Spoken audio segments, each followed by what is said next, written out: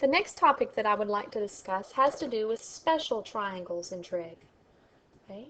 I'm going to draw these out, and we need to memorize these and be able to draw them in any quadrant that we are given. So special triangles. Okay, number one. The first special triangle, it's a 45, 45, 90 degree triangle. Okay, for purpose of example, I'm going to start by drawing this triangle first of all in quadrant 1. So we'll have here a point, initial side. We need a 45-degree angle from here up, and then we will create a right triangle. Now, when we do that, because we have a right angle and one of the other angles is 45, then that forces the other angle to be 45 degrees as well. The sides to a 45, 45, 90 degree triangle are as follows. The x length is 1, the y length is 1, and the r length is the square root of 2. Now, I need you to know that in other quadrants you can still use these particular values, but you may need to change their signs. So, for example, in other quadrants,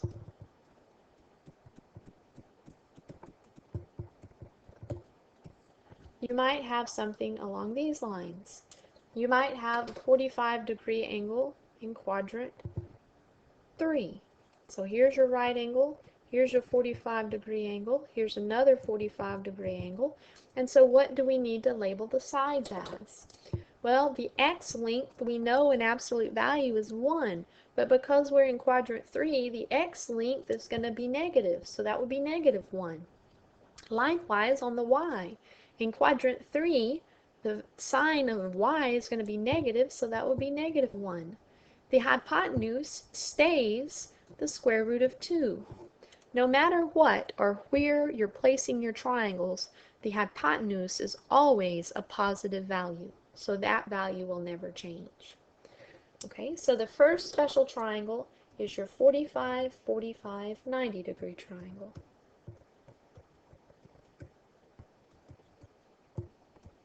Okay, the second triangle that you need to know is called a 30, 60, 90, and I'm actually going to draw two different pictures. Once you get comfortable, you can look at just one picture, but for right now, I will draw two. Okay, we'll start at the origin, extend a line out, create, in this particular case, I'm going to create a 30-degree angle. Okay, if I create a 30-degree angle right here, then that forces the angle up in the top to be 60 degrees, and then of course my right angle is there on the x-axis. In this particular case, when I go and I label my sides, here are the way the sides are compared. The 30 degrees is adjacent to the x-axis. The side that's adjacent to the 30 degrees is the square root of 3. Okay, the side that's adjacent to the 60 degrees is 1, and then it turns out the hypotenuse is 2. Now similarly, if I do this in other quadrants, in other words, on this one, if I draw a 30-degree angle down here in quadrant 4, this is 30 degrees, here's my 90-degree angle, here's 60 degrees, then what do I need to do as far as signs? Well, on this one, the side that's adjacent to the 30 degrees is x. Because that is in the fourth quadrant, it would stay positive square root of 3. The y value that's next to the 60-degree side needs to be negative because I'm in quadrant 4. And then, of course, my r value is always positive. And so that would be the way I would label a triangle if it fell in quadrant 4. Okay, this particular triangle that I need to remember and learn is my 30, 60,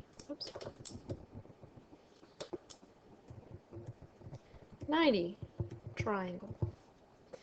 Now, once you learn the 30, 60, 90 triangle and where the sides are located relative to the angles, you can reorient this, and I want to reorient this in my third example. So I'm actually going to tell you that these two are the same triangle, They're just oriented in a different direction. You notice on this first example, I put the 30 degrees next to the origin. On this example, I want to put the 60 degrees next to the origin.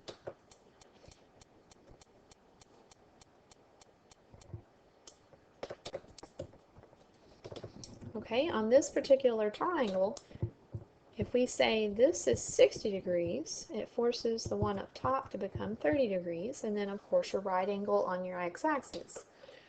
Doing this, here's the way I remember and know how to label this. Where is the 30-degree angle? That's along the y side. The square root of 3 is always adjacent to the 30-degree angle, not the hypotenuse. So this would be square root of 3. 60 degrees. The side that's adjacent to it is 1. The hypotenuse is always 2. And so you'll see how 2 and 3 are actually the same triangle. It's just oriented differently as far as the angle that I have next to the origin. So once you learn the first one, you can obviously reorient and relabel, and you have this other one for free.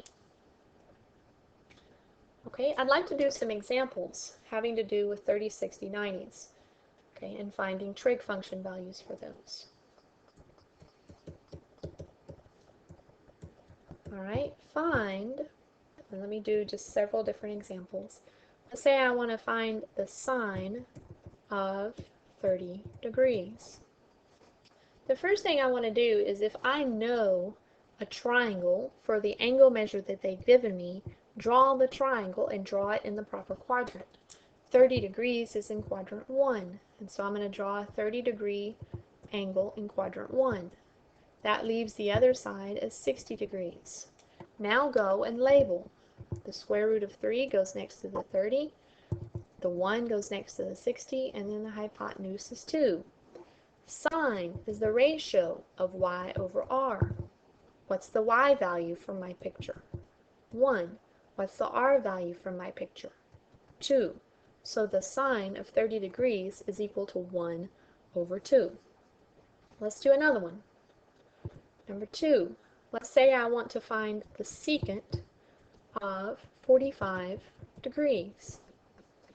45 degrees is an angle measure that I know a triangle for. Draw that triangle. 45 degrees is in quadrant 1, so I'll draw a 45-degree triangle in quadrant 1. Label the sides. The sides for a 45-degree triangle are 1, 1, and the hypotenuse is the square root of 2. Then say, what is the ratio of secant as far as x, y's, and r's? Secant is r over x. Okay, the r value from my picture is the square root of 2. The x value is 1. That simplifies to the square root of 2. And so there is my answer. Okay, now there can be some other problems involving something along these lines, and let me show you how those work. Okay, I'm going to make these a little more involved. Let's say I would like to find the tangent of pi over 4 multiplied by the secant of pi over 3. Now we haven't dealt with radians for a while, so we need to maybe rewrite these as something that we know and we understand. From radian measure, remember that pi over 4 is the same thing as 45 degrees. Also, remember that pi over 3 is the same thing as 60 degrees. Okay, I will never have a problem with you taking radian measure and changing it into degree measure. That's a fine thing to do. Now, do what we did before, but you're going to have to draw two pictures. You have one picture where we need a 45-degree angle. So draw that picture. Okay, the sides are 1, 1, and the square root of 2. Now we need a picture for a 60-degree angle. So draw that. 60-degree angle.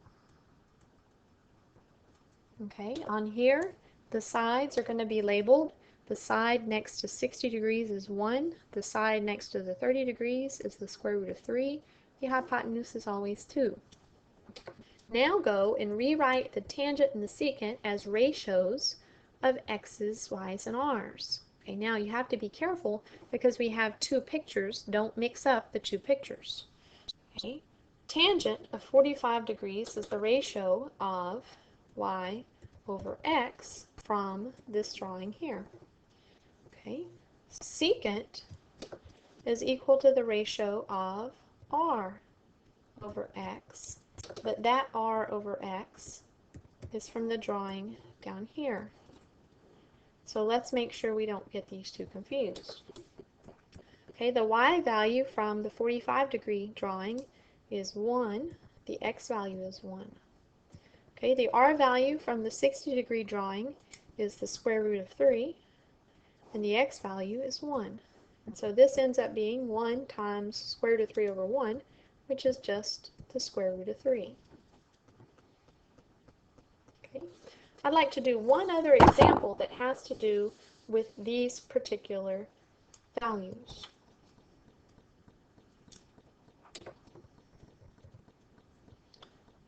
Okay.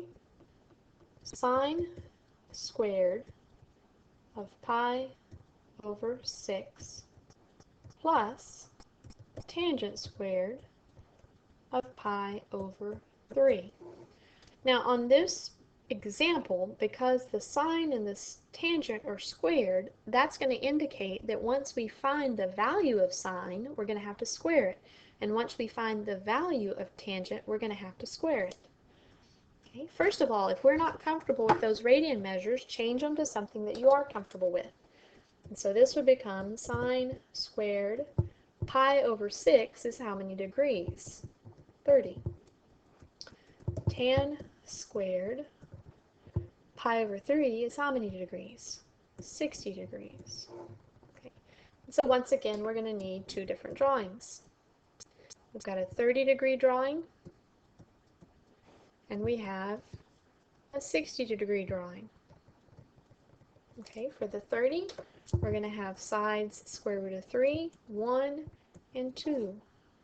For the 60-degree drawing, we're going to have sides 1, the square root of 3, and 2. And notice that I've become a little bit more lax as far as what I'm labeling. As long as you label your pictures appropriately, I don't care that you don't put the other 60 degrees or the other 30 degrees. As long as your drawings are appropriate, you can start leaving some things off. Okay, 30 degrees. For sine of 30 degrees, that's the ratio of y over r.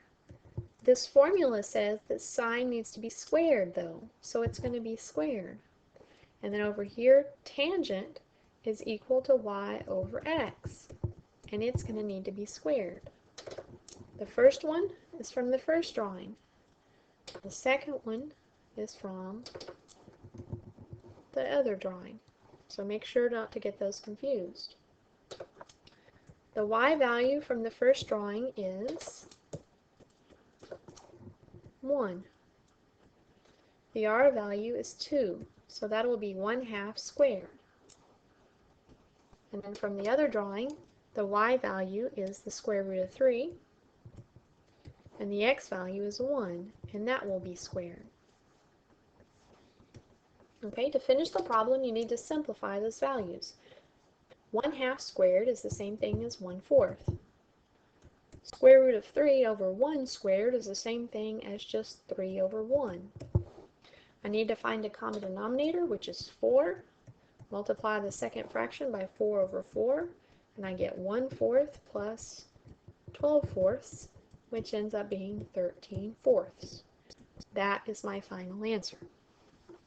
This concludes the examples on known angle measures for trig function.